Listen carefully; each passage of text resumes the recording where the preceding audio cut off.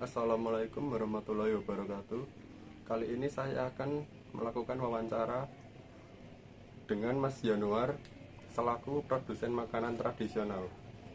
Langsung saja ke pertanyaan wawancara. Yang pertama, jenis makanan apa yang saat ini Mas Janu produksi?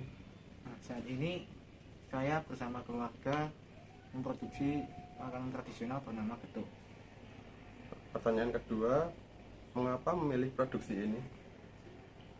Kenapa kami memilih untuk melakukan produksi makanan tradisional dalam hal ini adalah getuk adalah yang satu karena uh, bahan bakunya yang cukup mudah didapatkan dan juga saat itu saat kami memulai, maksud saya potensi pasarnya cukup besar.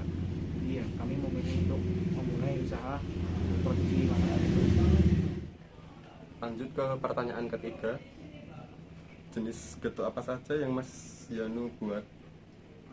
Untuk saat ini kami memproduksi dua jenis. Yang satu adalah getuk tradisional yang putih yang biasa, jadi bukan getuk lindri yang warna-warni itu, bukan. Jadi getuk yang putih yang biasa. Kemudian kami lakukan inovasi yaitu getuk goreng, dimana getuk putih itu kami isi dengan berbagai selai dan rasa, kemudian kami baluti dengan tepung manis, baru nanti kemudian digoreng.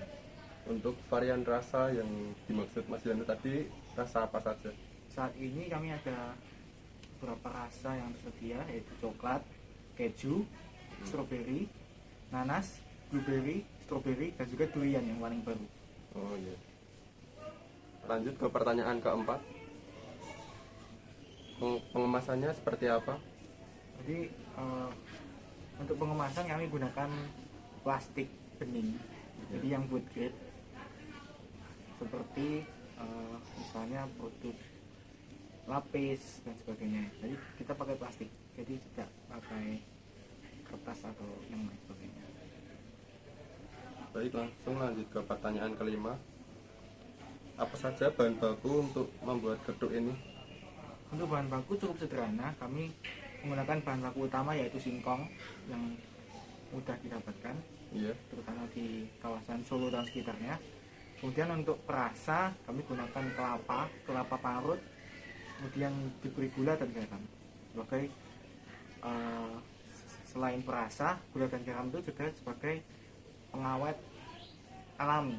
Jadi kami tidak menggunakan bahan pengawet kimia sama sekali. Lanjut ke pertanyaan selanjutnya, di mana Mas Janu membeli atau memperoleh bahan baku untuk getuk ini? Untuk pencarian bahan baku kami bekerja sama dengan pengepul untuk singkong.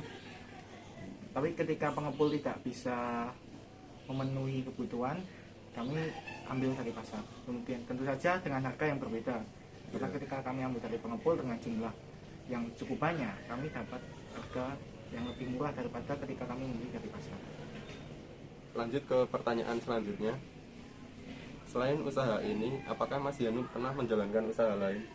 Nah, selain usaha getuk ini, saya pribadi pernah berjualan minuman di pinggir jalan. Selain itu juga saya pernah berjualan aksesoris untuk perempuan seperti tas, fashion, pakaian, baju muslim dan sebagainya.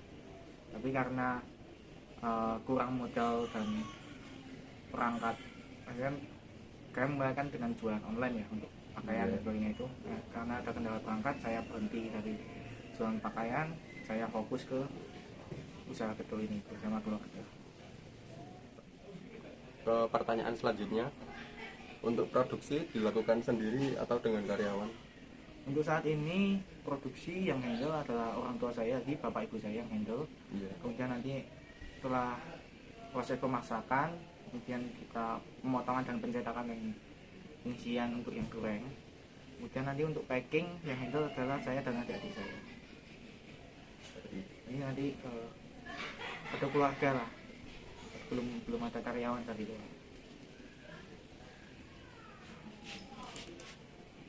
Lanjut ke pertanyaan selanjutnya, bagaimana cara Mas Janu memasarkan getuk ini?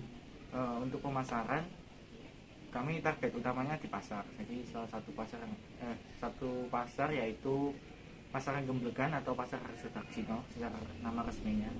Jadi itu kami setor getuk yang putih dan getuk goreng untuk beberapa kios. Jadi konsepnya itu titip. Jadi kami titipkan ke pedagang-pedagang pasar dengan nanti pedagang pasar nanti menaikkan harganya. Jadi misal kami setor 800, nanti pedagang jual 1000 dan ya, kurang lebih seperti itu. Untuk getuk yang goreng, kami selain ke pasar juga menjual kemasan siap saji, siap goreng. Maksudnya kita bekukan dulu lewat freezer. Nanti konsumen bisa goreng sendiri di rumah.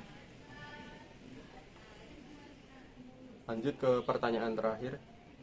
Dari usaha ini, Mas Yanu membutuhkan biaya modal berapa dan biasanya pendapatannya atau keuntungan yang didapat berapa?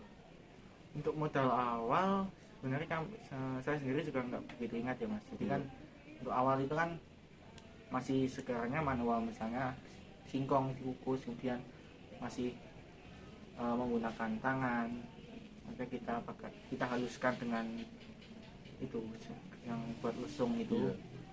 Kemudian kita ulek nih secara manual. Di awal-awal seperti itu modalnya.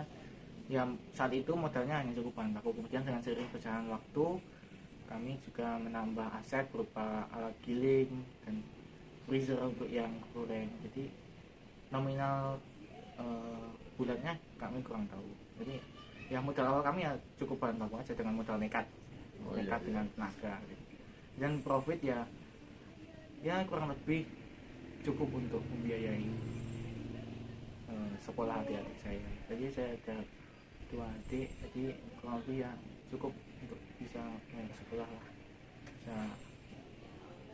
Cuma ya karena ini ada pandemi ya keuntungannya sedikit berkurang juga. Enggak sedikit sih, cukup berubah 180 derajat. Jadi dari awalnya kami bisa produksi bisa katakanlah 1 kintal, sekarang cuma 10 kilo kurang lebih dalam 1 sampai 2 hari. Jadi biasanya 1 kintal bisa untuk 2 sampai 3 hari. Tapi sekarang 1-2 hari itu ya paling banyak 15 kilo. Baik, cukup sekian wawancara pada kali ini. Terima kasih Mas Januar telah meluangkan waktunya. Sama-sama. Wassalamualaikum warahmatullahi wabarakatuh.